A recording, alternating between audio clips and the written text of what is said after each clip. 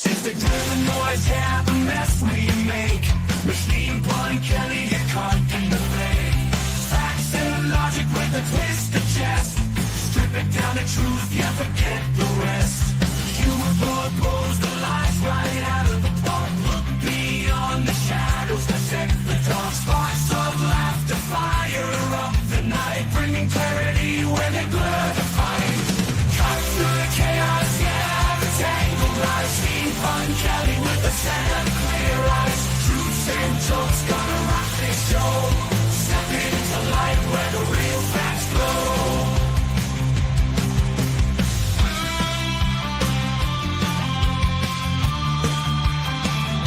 Step into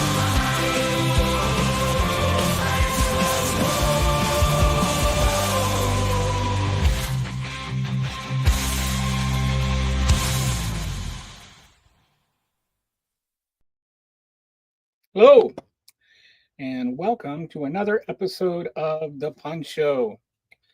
Happy Hump Day. It is Hump Day, right? Yeah, Hump Day. You lose track of time sometimes when you don't have a job. Every day just kind of feels like today. Anyway, today wanted to talk about a few things. First of all, hope you can join me on Saturday or on Friday. I have a panel of guests that are joining me from across the spectrum on the left. So there are some people that are, like further to the left, like you know, Antifa, if you will, and then there are people that are, Republicans turned Democrats. So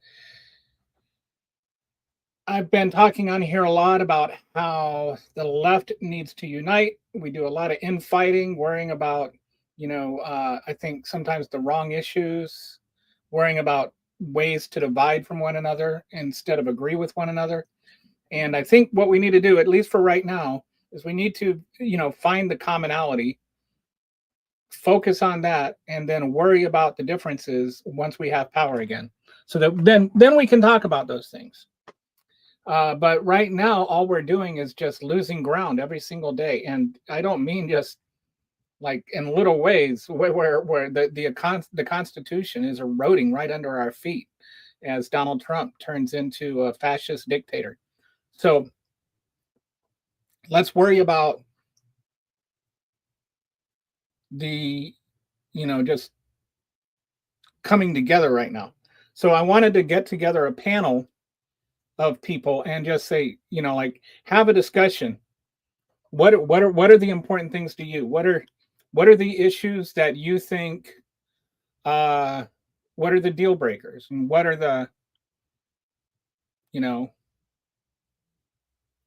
what are the things that we can focus on? I keep pointing to South Korea because they had a bunch of different perspectives with different priorities, but they still managed to come together and force out their dictator. And so we need to do the same thing, and we need to do it the same way by not focusing on our differences, but focusing on our similarities. And so what are those? And I want it. So I'm going to have this panel on and have a good, open, frank discussion. I think there will be about 6 of us. So it won't just be like me or just like one other perspective, but I'm trying to get a variety of perspectives, still looking for more guests. So hopefully, like we can have a really good discussion and maybe have some ideas of how we can come together, because I think that's what we really need to do right now. So if you can't join us live, watch it Memorex, if that's still a word. Do you guys? I wonder how many people even know that reference. Is it live or is it Memorex? There used to be like this, like tape. If you don't know what a cassette tape is, you can Google it. But there used to be a cassette tape called Memorex, and then it was so accurate that you couldn't tell if it was live or Memorex. That was the point of the commercial. Anywho, the next thing I wanted to talk about, in case you missed it, there was a story, and actually Rachel Maddow covered it quite extensively, and it's just frightening. there was this woman. I don't think she gave her real name. She went by a pseudonym, Marissa. And the ICE had 20 armed agents with a warrant for somebody else that used to live in that house. She had just moved in there a couple of weeks earlier. Stormed the house. They forced her and her two daughters in their underwear to lay face down on the front yard while they pillaged the house. They just ransacked it.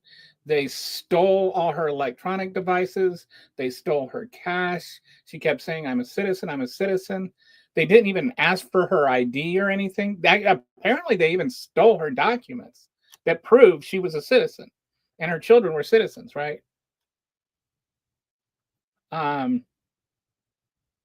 And, you know, we've been talking about, oh, well, you know, what happened, you know, if this can happen to a non-citizen, it can happen to a citizen. Well, if you haven't been paying attention, crap has been happening to citizens. Citizens have been getting deported. Citizens have been getting detained. Immigration lawyers have been being detained. Legal residents have been being detained. It's not hypothetical. And it's terrifying.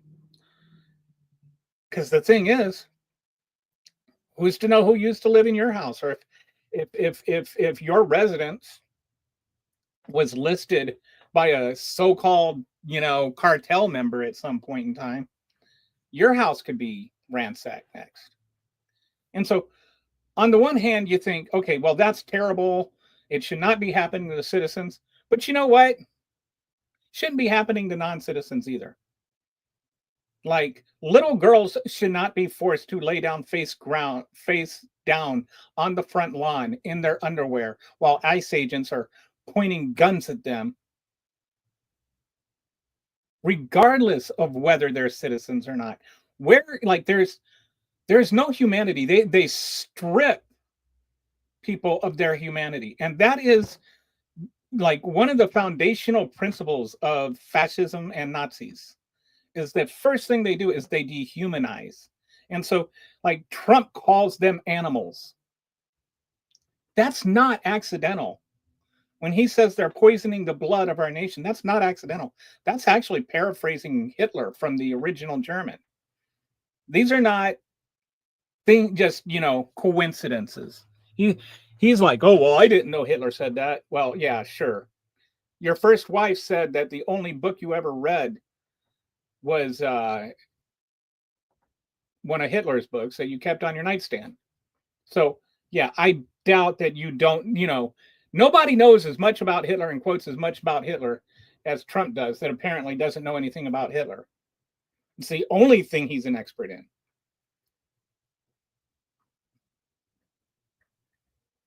So this kind of dehumanizing rhetoric, these kind of dehumanizing actions, like, we shouldn't just look and say, oh, well, they're citizens.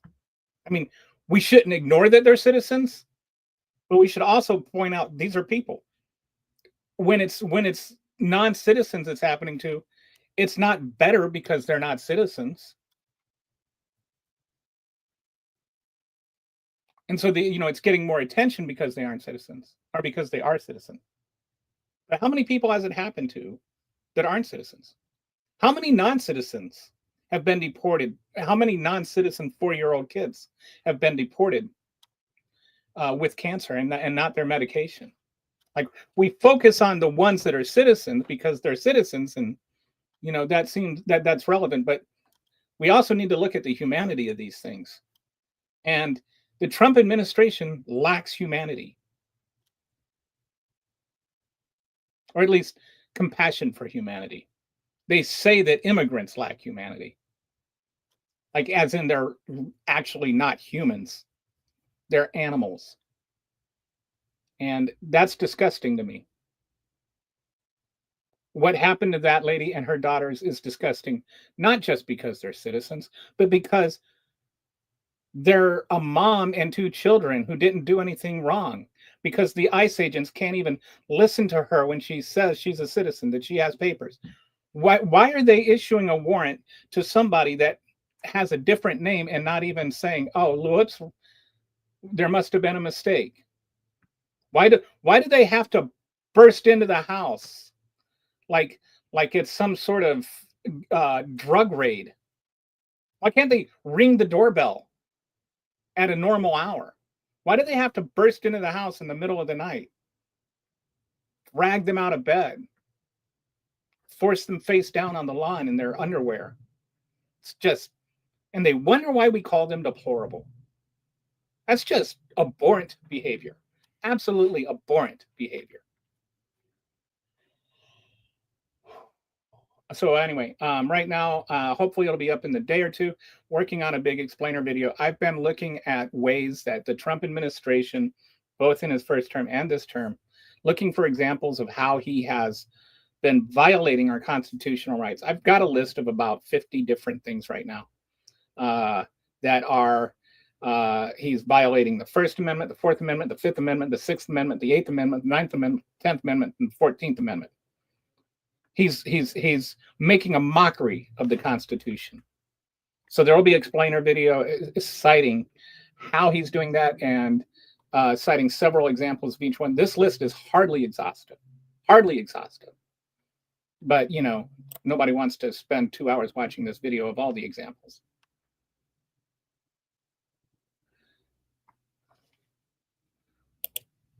Yes. So pissed Huckleberry, it's worse than Trump. It's worse than Trump has no humanity. Trump's people, his cabinet, deny humanity is a thing. They actually, like Musk even insults the idea of empathy. You know, empathy is weakness. They hate human decency while they claim to be Christians. They're just abhorrent. So now we're going to go, I'm going to look at some of these clips from the cabinet meeting this morning, which wanted to call something, but involves a oh.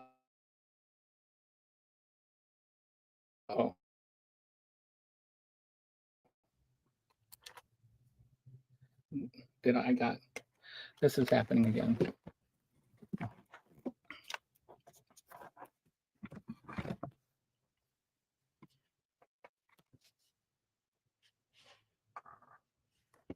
So, all right, I don't know if you can hear me or not. I'm trying to.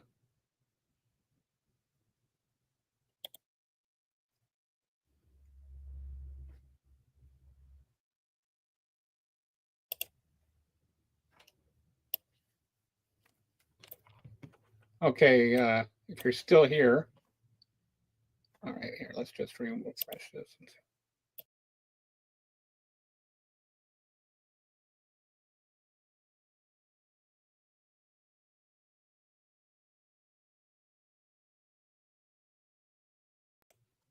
Sorry about that. I've been having some trouble with my hub, and it just arbitrarily decides to shut down sometimes. I don't know why.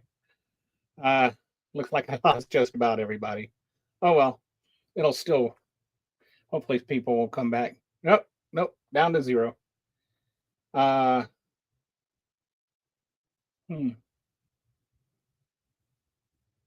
hope I'm able to.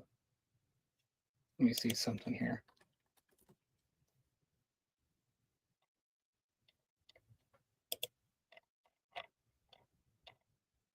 Okay, it looks like I'm live.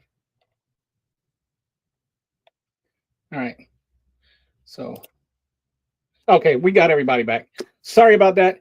My hub that I use, that I connect my laptop to, it's been just getting quirky, and so I think I need to get a new one. It just shorts out sometimes. And anyway, apologies. So this cabinet meeting, I want to call it something, you know, that's round and involves a rapid jerking motion, if you know what I mean. But I can't say the words because I'm monetized, and I don't want to lose the monetizing. So let's go ahead and start looking at some of these videos. All right. In the workforce to build America, it's unbelievable. We've got so much, as I travel around, the attention on the Trump Gold Card. I mean, it makes me very popular. Last night, I was out to dinner and someone came up and said, can I buy 10? And how do I buy 10? And I'm like, that's pretty good. It's $50 million for dinner. So, you know, I was paying for my dinner. The external revenue. So this billionaire is talking about how he's getting a free dinner by selling, you know, these gold cards for $50 million to, and 10 people, you know, or 10 of these, you know. And if you haven't heard what the Trump gold card is, it's like a green card that you can buy for $5 million. You know, you give the US $5 million and you get access to the country, right? You have people that are being denied asylum because they're going to be persecuted. But if you got $5 million, hey, you can just come in no matter what. And this is the Trump administration right here, you know, reward the rich, punish the poor.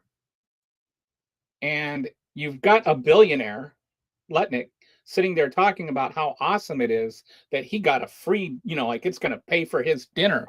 You know, like he can't afford his own dinner. He's got to sell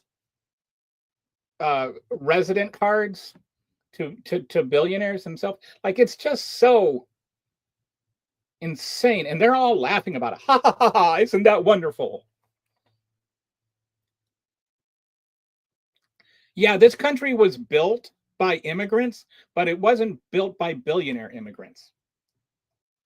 It was built by people that had nothing and came over here for the American dream so that they can make something of themselves, so that they can build them, you know, they can make something. They went west and they started farms, and you know, I mean, like sure,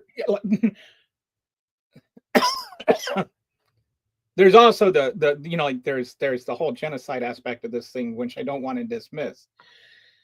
But not all the pioneers were committing genocide, I guess.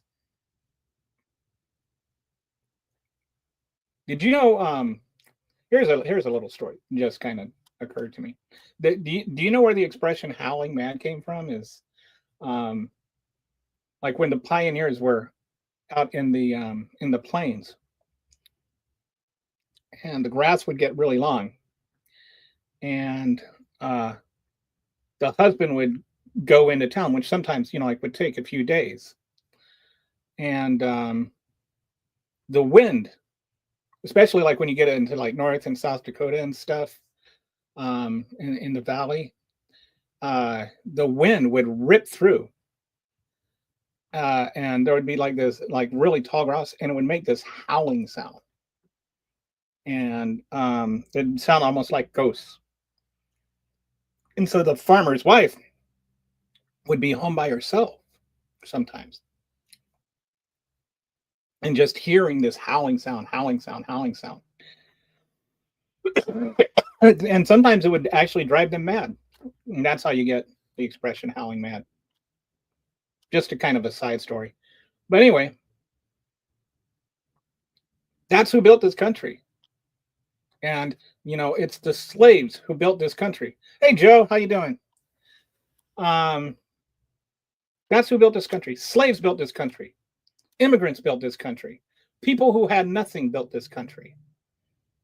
It was not people like Lutnick who built this country. It is people like Lutnick who took advantage of people who are building this country to get wealthy.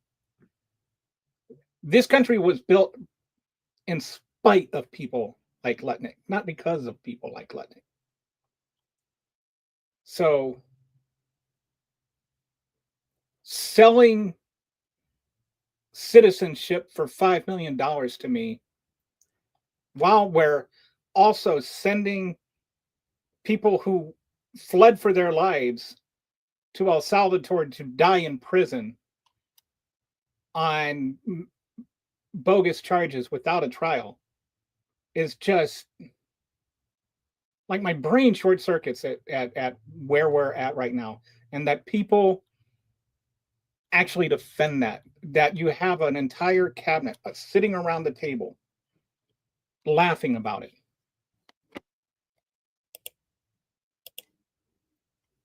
Okay, here's more of the same For dorks. my dinner,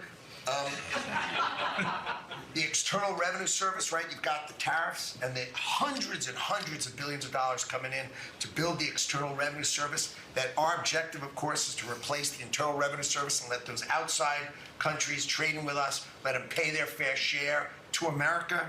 And So you have this, once again, they're repeating this lie that other countries pay for tariffs. And they're admitting now that their goal is to replace income taxes with tariffs. Now let me explain why that is a bad thing. Income taxes are progressive. That means the more money you make, the more taxes you pay. And some people will say, oh, that's not fair. I think it's fair. You know, I think that the more money you make, the more you benefit from the government. I have no problem with you paying more money. If you have if you have $1 million house and I have $100,000 house, you benefit more from the fire department than I do because you have more to lose than I do. So if you pay more than I do, I'm fine with that. And not only that, you have more to pay. Like if Elon Musk has to pay $50 billion in taxes, even like if there's a wealth tax or something, and he pays that $50 billion and he only has $450 billion left after that, it does not impact his quality of life at all. It does nothing whatsoever to his quality of life. It affects him not at all. There is nothing he can buy, you know, before he pays his taxes that he can't buy after he pays his taxes. However, if you make $20,000 a year, every dollar you spend in taxes is a dollar you don't have to spend on, you don't have left to spend on an essential thing like food or clothing or medicine.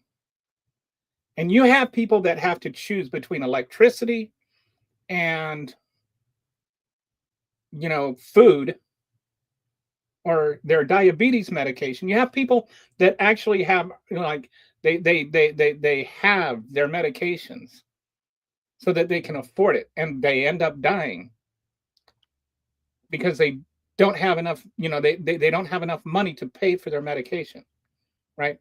So you have people like that, and they're talking about cutting Medicaid by $800 billion in 10 years, and they're acting like it's a lie to say that they're actually proposing what they're actually proposing.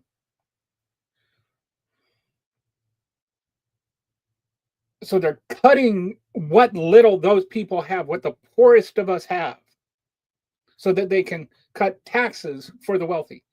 And now they want to just replace income taxes altogether with tariffs. Okay, tariffs are a regressive tax. They're a hidden sales tax. When you know, although, you know, maybe not so hidden now, and that'll come up later, but they're a sales tax because everything ends up being passed along. When you pay a tariff, the way tariffs work is, let's say you've got Bob's Import and Export Company, and Bob imports whatchamacallits. Okay, and so he orders $100,000 worth of whatchamacallits. And those whatchamacallits come in, and let's say there's a 25% tax on those whatchamacallits. And he has $100,000 worth of whatchamacallits that he imported. He has to literally pay the what is it called? The duty office or something like that. Like there's an actual physical building on the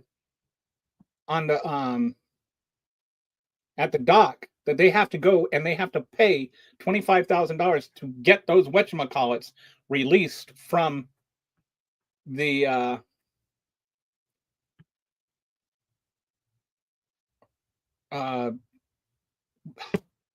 dock. Like that, it's not going anywhere until they pay that tariff. The importer pays the tariff. All right. Now there's three ways that you can compensate for that.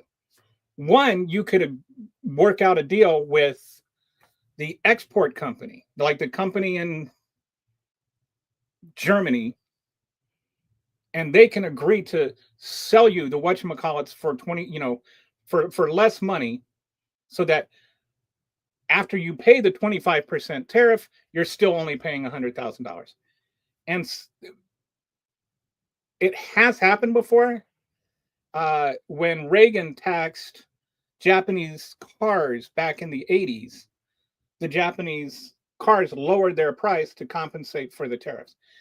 But that's very rare. And in the last few years, that hasn't happened. There's something called so the second thing the import-export company can do is just eat the tariff, which is what the Trump administration is saying that everybody should do. You just should eat the tariff. So if they're eating the tariff, then it's not the foreign country that's paying for it, right? It's the import company that's paying for it here in America. So you're just reallocating the money from the import company to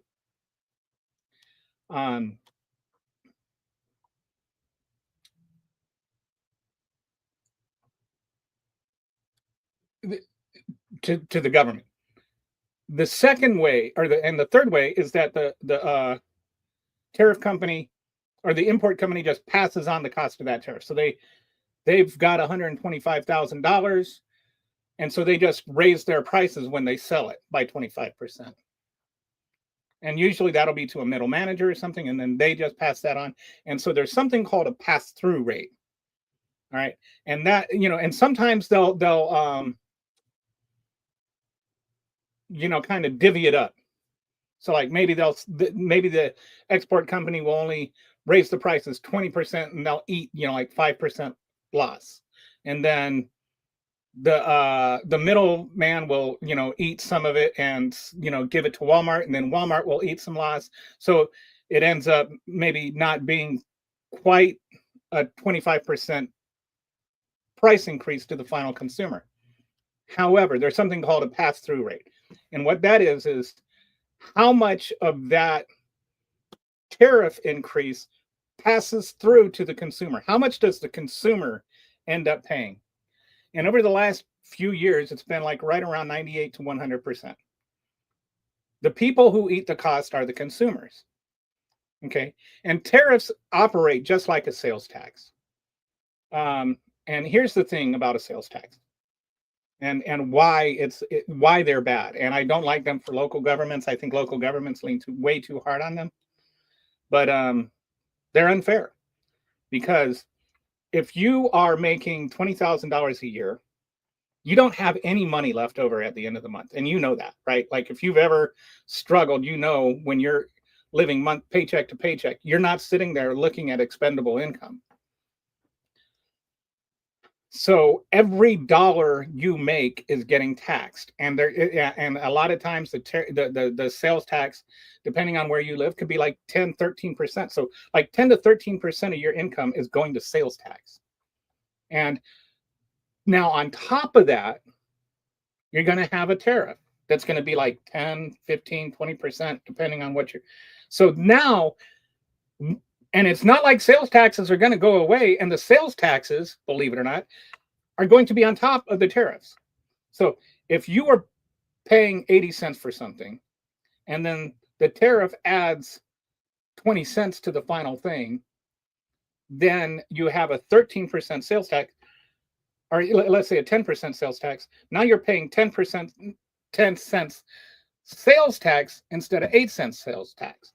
Plus you're paying the 10 cents tariff. So you're actually paying 12 cents more on something that used to cost you 80 cents. So it's actually more than 10%, if you follow me. when you compound the sales tax with the tariff, it becomes even more regressive. But if you make $500,000 a year, you're not spending all of your money. You have expendable income. You're investing some. And so you're spending less of your income on taxes than the poor person who is spending a greater percentage of their income on taxes. So that's why it's called a regressive tax. The less you make, the higher percentage of your income you pay for taxes, versus progressive taxes, where the more you make, the higher percentage of your income you pay on taxes. And then, you know, some people say, oh, it should just be a flat tax and blah, blah, blah. I don't agree with that, but it's an opinion that's floated. But a regressive tax is the most unfair tax. And so when they talk about they're going to replace the Internal Revenue Service with the External Revenue Service and try to make it sound like other countries are going to pay for it. No, what they mean is they're going to switch from a progressive tax to a regressive tax. They mean they're going to shift the tax burden more onto poor people and less onto rich people. And you've got a billionaire sitting there bragging about this and acting like this is something great. Sorry, Mr. Lutnick, you're an asshole. Okay. Now let's go to the man you never want to have on your couch.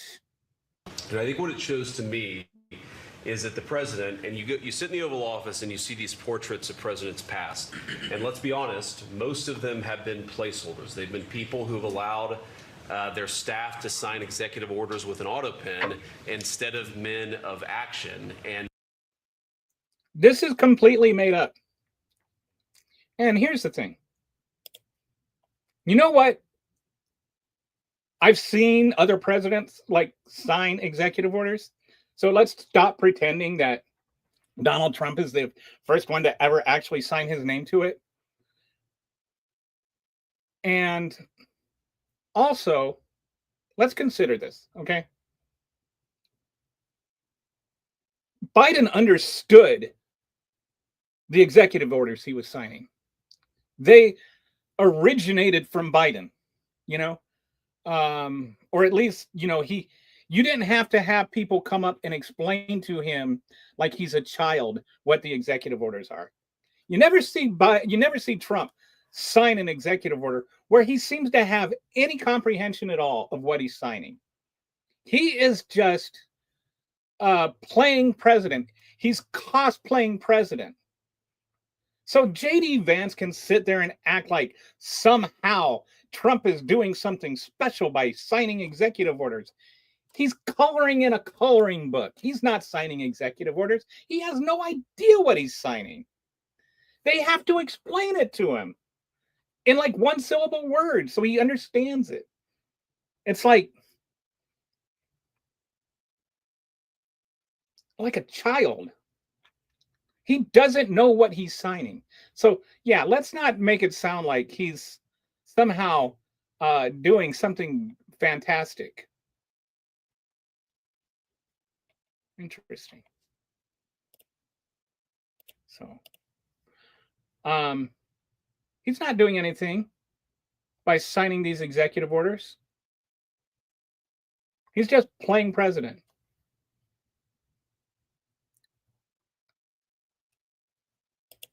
Okay, let's go to the next one.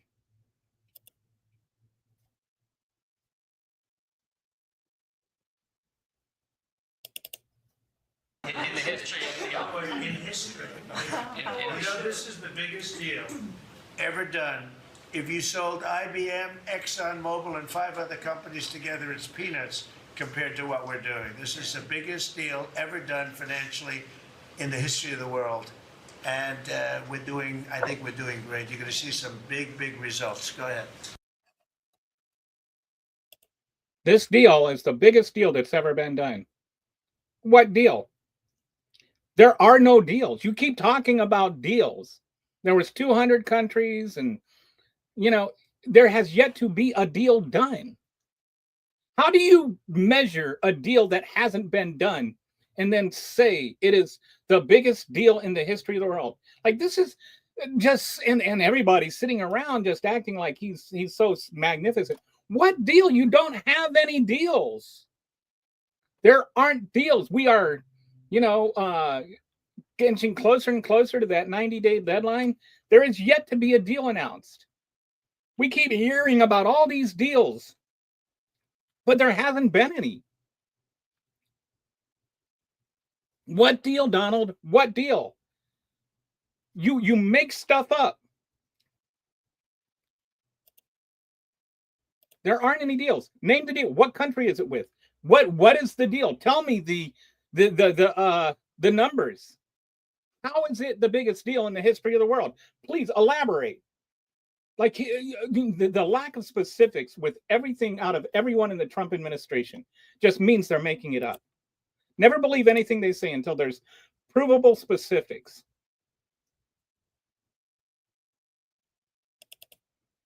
Out of our country, and that's the basis under which we won the election. Core GDP, and this is, you know, you probably saw some numbers today, and I have to start off by saying that's Biden. That's not Trump, because we came in on January, this is the quarterly numbers, and we came in and I was very against everything that Biden was doing in terms of the economy, destroying our country. And so just so you know, the numbers that I think he's talking about, some GDP numbers from the first quarter, the numbers are all Biden's fault.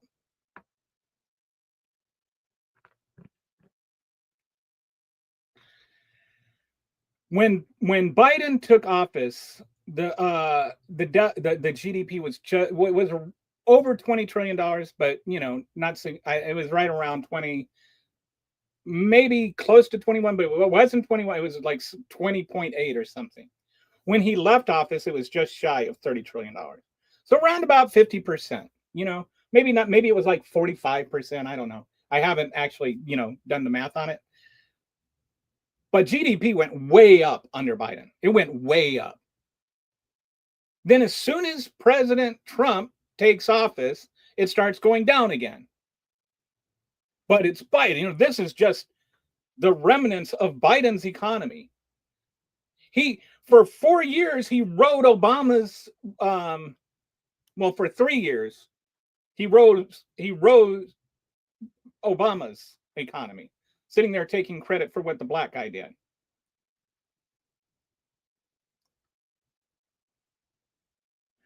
But he starts a trade war, causes, you know, what is obviously going to be a recession. And that's Joe Biden's fault, even though Joe Biden inherited his crap, miraculously avoided a recession. But now this is Biden's fault. Like, these people do not exist in reality. They just, anything that goes wrong is Biden's fault. Anything that goes right, Trump gets credit for. That's their whole operating paradigm. And they never have to say why or how or connect dots or anything like that. They just say things and it becomes true. Because he has worshipers and followers, not voters. Okay. Support on that, Mr. President. Rebuilding that is very important. You wouldn't have had the helicopter crashing into the plane at 400 feet up, when it's supposed to be 200 feet. Right. That would have, bells and whistles would have been gone over, and you would have heard the screaming equipment saying, "There's a problem coming up in 15 seconds. You got to do something about it right now." And it would have also sent the word right into the helicopter. Because I guess you'll be doing the full report on that, but it was pretty obvious what happened. Right. And there was supposed to be at 200 feet, they were at 400 feet, and a terrible thing. And that wouldn't have happened if we had the right equipment. If we had the right equipment, you would have heard bells and whistles going off, and it would have alerted them long before that would have happened. 2 minutes before, they would have had a lot of time. I don't know what he's rambling on about the right equipment. You know what would have helped? Not laying off air traffic control workers. But again, 4 years, Biden was president, no crashes. Trump becomes president, all of a sudden, he lays off a bunch of air traffic control people, and now we're having accidents. And they're like, oh, how do we get air traffic control back? How do we get air traffic control back? Oh, this is Biden's fault because we didn't have the right equipment. What equipment? What equipment? How come not having the right equipment didn't cause any accidents while Biden was president? How come it waited until after you laid off air traffic controllers to become an issue?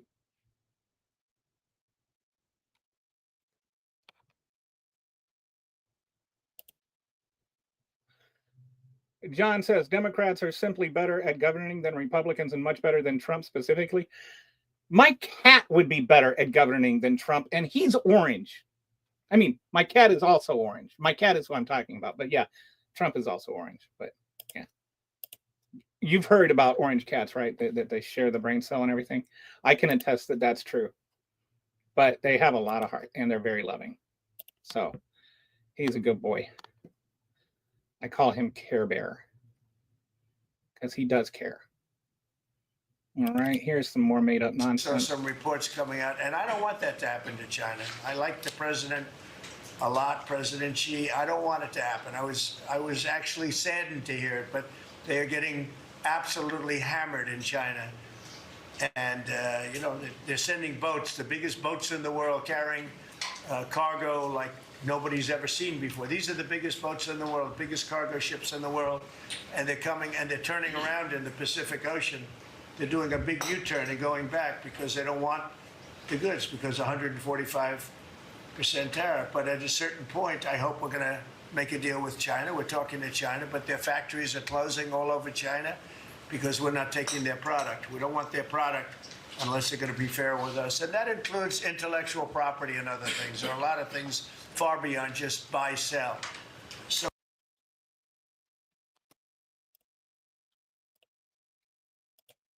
Everything he just said is made up. No, they're not closing factories.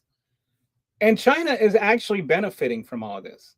Because what is happening is that the rest of the world is looking to China to buy stuff now that they were buying from us. China's benefiting from this. And he keeps saying that, you know, that they're talking and negotiating and stuff. China's not negotiating with Trump. They're not taking calls. They're just like, new phone, who dis? I mean, I don't know how you say that in Mandarin, but that's, you know, probably what's happening. They are laughing at us. They are benefiting from this because what's happening is this stupid trade war of Trump's is leaving a vacuum, and they're filling in the vacuum. Nobody has benefited from this more than China. China is not going to sit there and go, oh, you're hurting us by shooting yourself in the foot. They're laughing at us as we hop around on our one good foot, wondering why our other foot got shot. It's all so stupid. And you know, like this is like supposed to be the best and brightest. This is supposed to be like the very top of the world, sitting around fawning over this idiocy.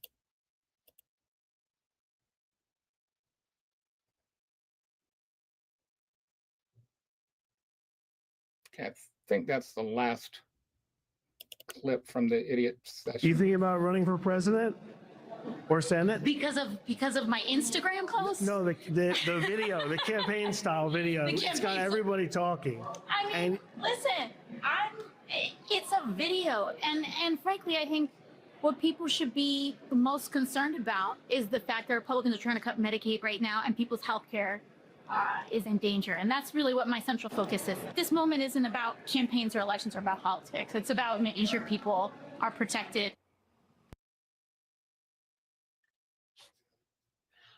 I really appreciate her response to that. They're trying to gin up some division, gin up some dissension among the Democrats because they know they're getting pummeled in the polls. And so they're, like AOC is one of their favorite scapegoats. So they're trying to make it sound like she's, trying to, usurp the Democratic Party or whatever. And hey, I'm all for her running for president in 2028. And I think we maybe tend to still think, oh, well, she's new. By 2028, she'll be like in her 5th term, like that. She'll be a 10-year representative, which isn't, like the most senior, but that's plenty of experience. It's definitely more experience than J.D. Vance has, or Donald Trump had, or George W. Bush had, or,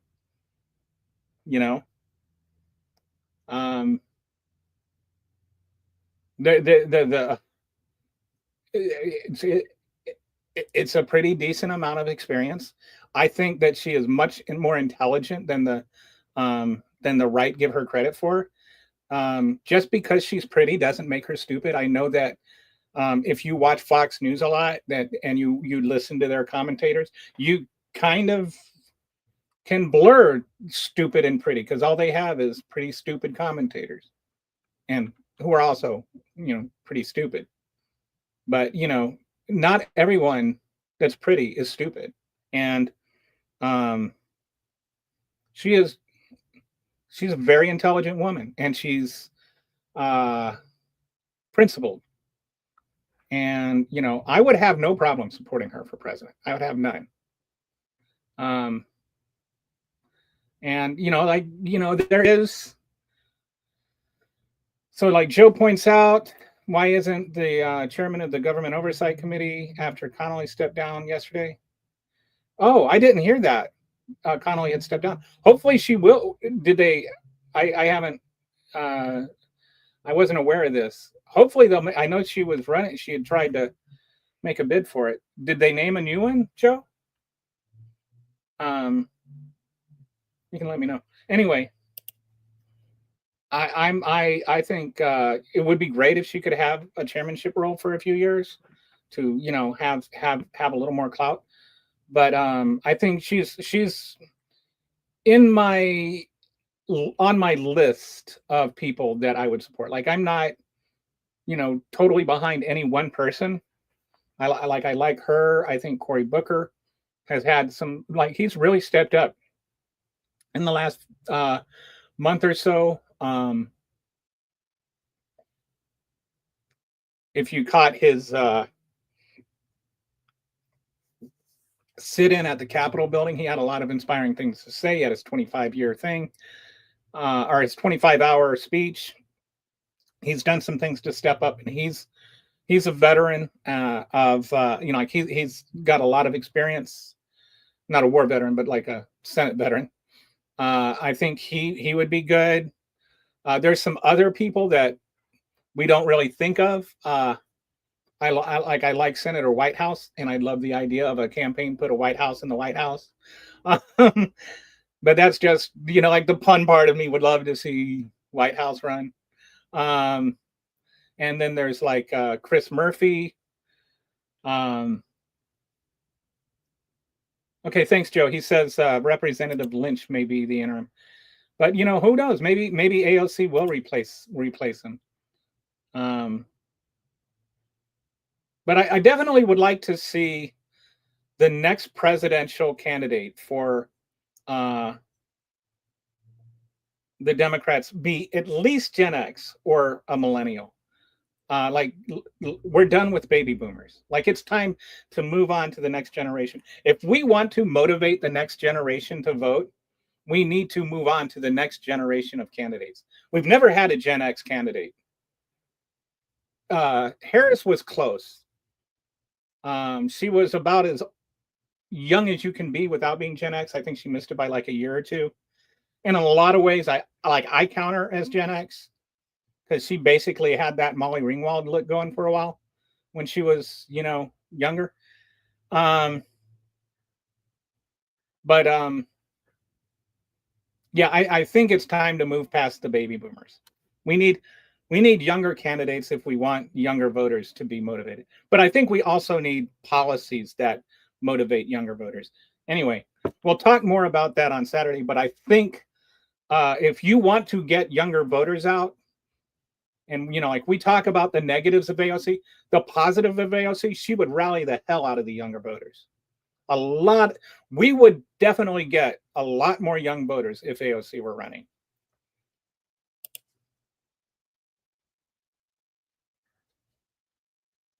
Yeah. Oh, I did not know that. I need to look more into who's these chairmen and stuff. But yeah, I love Jasmine Crockett.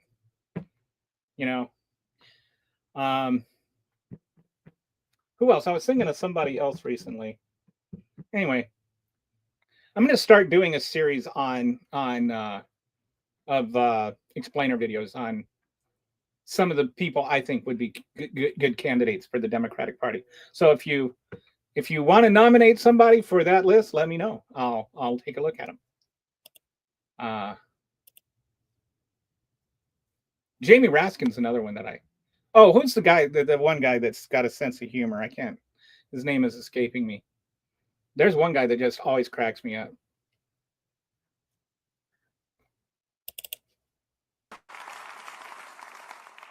Donald Trump and his sycophants spent yesterday bragging about the speed with which they've moved during these first 100 days. They're right. Never has a president failed so spectacularly, so often, so quickly as Donald Trump. The White House referred to its strategy for the first 100 days as shock and awe. Well, they're half right. It is shocking how rapidly this administration collapsed into chaos, cruelty, and corruption. It's shocking how quickly MAGA Republicans turned their backs on working class Americans. It is shocking how spineless Republicans have been in the United States Congress. And it is shocking and tragic and infuriating how much damage Donald Trump and the Republican Party's policies have already done. Here's the thing. They expected us to step back, but the American people are here to fight back.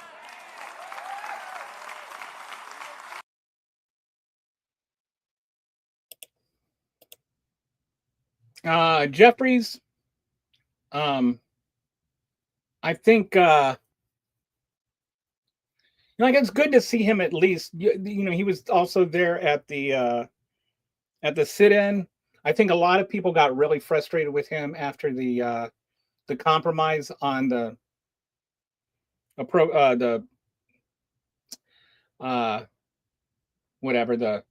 budget extension. I forget what it's called. Anyway, I think a lot of people were annoyed with that. And that probably hurt him a little bit, but he still has time to rebound. But it would be nice to see him do more fighting back and less talking about fighting back. But at least now he's starting to talk about fighting back and not talking about how we need to be nice to each other. If you're don't be nice to Nazis.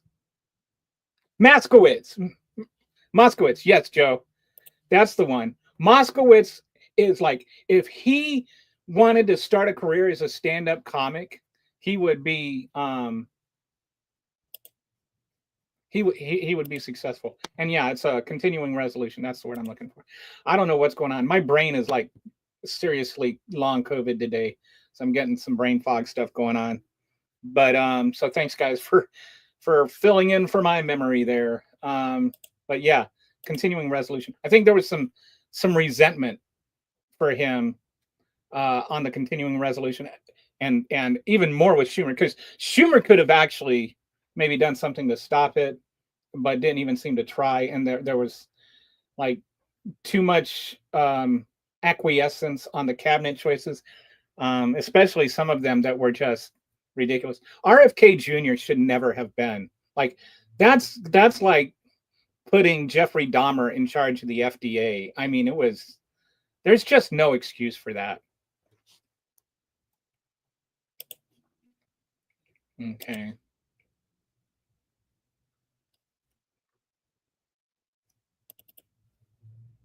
clip this segment. In a few days. No. Well, he's not going to fire No, him in a few days. I don't care about this Sure? dude getting fired. Clip this segment.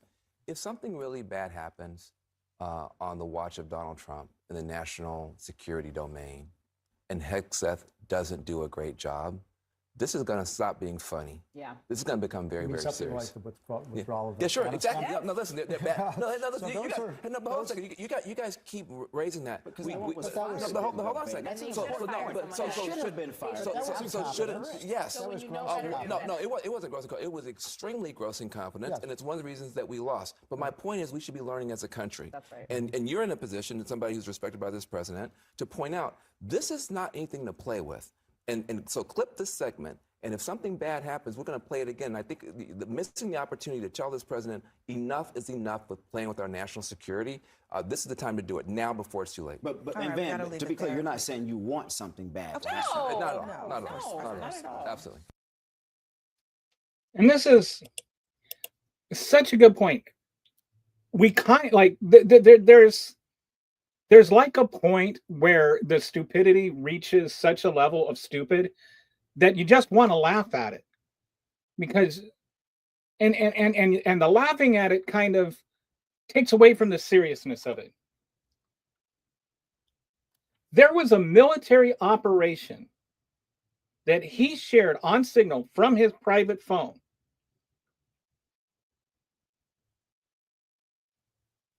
Information which could have gotten American soldiers killed.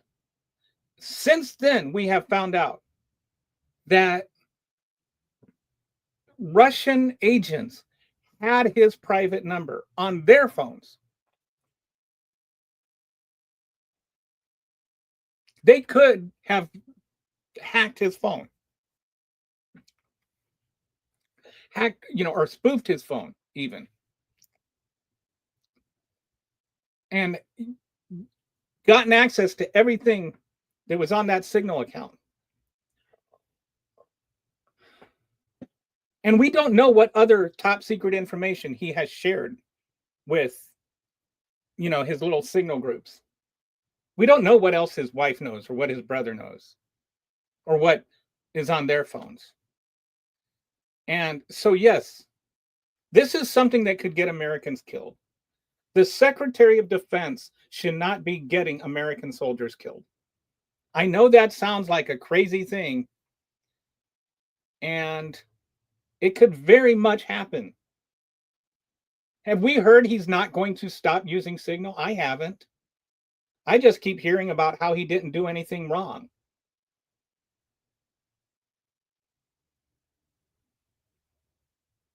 But Van Jones is right. There could come a time when people are killed. There could be an incident where American soldiers are killed.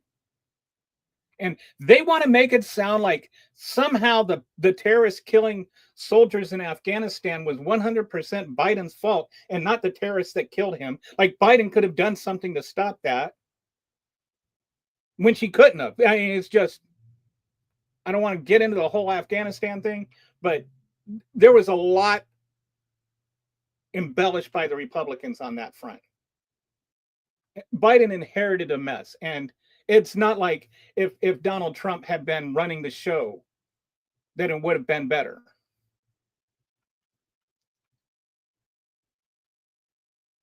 But this is 100% incompetence on the Trump administration's part. There is no, like there was this interview and Donald Trump saying, well, he's young, he has some things to learn. Then he shouldn't be Secretary of Defense. He's not qualified. You always talk about merit. Where is his merit? He doesn't have it. If you're literally admitting he's not qualified when you say he doesn't have the experience. But the black guy was the DEI hire.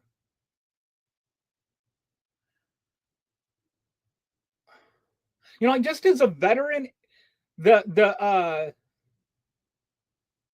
looseness with which he played with American lives really, really angers me. And that's the Secretary of Defense. Let's say you're in the military right now and you're a helicopter pilot or an airplane pilot and you're sent on a mission. Tell me you're not worried that he has spilled the beans on where you're going and you might get killed because you're running your mission. I sure as hell would be.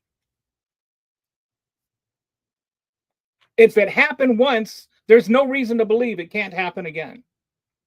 Especially when there's no admission of wrongdoing from anyone. Like, he won't say he did anything wrong. Trump won't say anything he did wrong. Nobody in the administration will admit he did anything wrong. He shared national security information on a public app on a private phone that didn't have the kind of security. There's a reason that the information was sent to him on a secure app. He didn't use that to communicate to them and to the others. And why does his wife and brother need to know that information? This is like if I were in the military and I shared that information with my brother and wife, I would be in Leavenworth right now.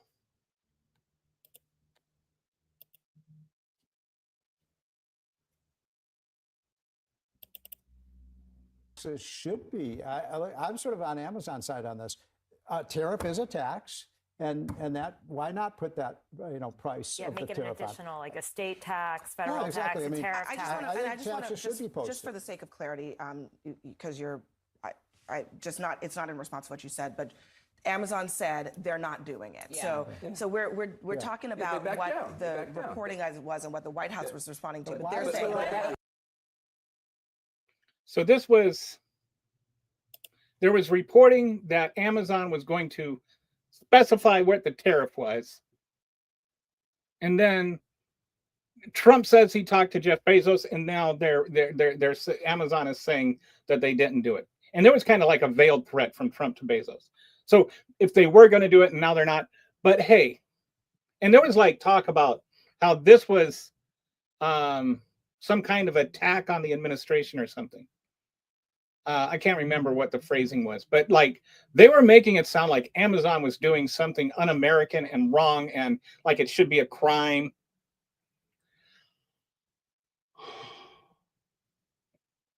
So it's like Trump wants to hide the fact that you're paying for the tariff, and Amazon might not be doing it, but other companies are. They're starting to put in, like this is because of the tariff, and I don't blame them.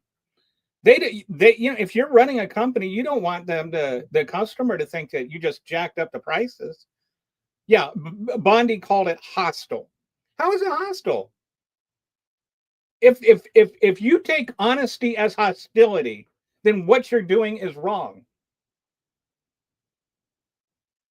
If I'm selling something, if I'm running a business and I'm selling my whatchamacallits, and my whatchamacallits had to go up 25 cents or 25%, I want you to know I didn't want to raise it 25%. I had to. Because if I didn't, I'm taking a loss on the whatchamacallits. The tariff, he wants people to eat the tariff, but a lot of times that's your profit. He wants companies to operate at a loss so that he can pretend other countries are paying for a tariff. He's been saying, I don't think that, he's been telling companies they can't raise the prices. He's told the auto industry, you can't raise the prices. As though, like he has some control over that.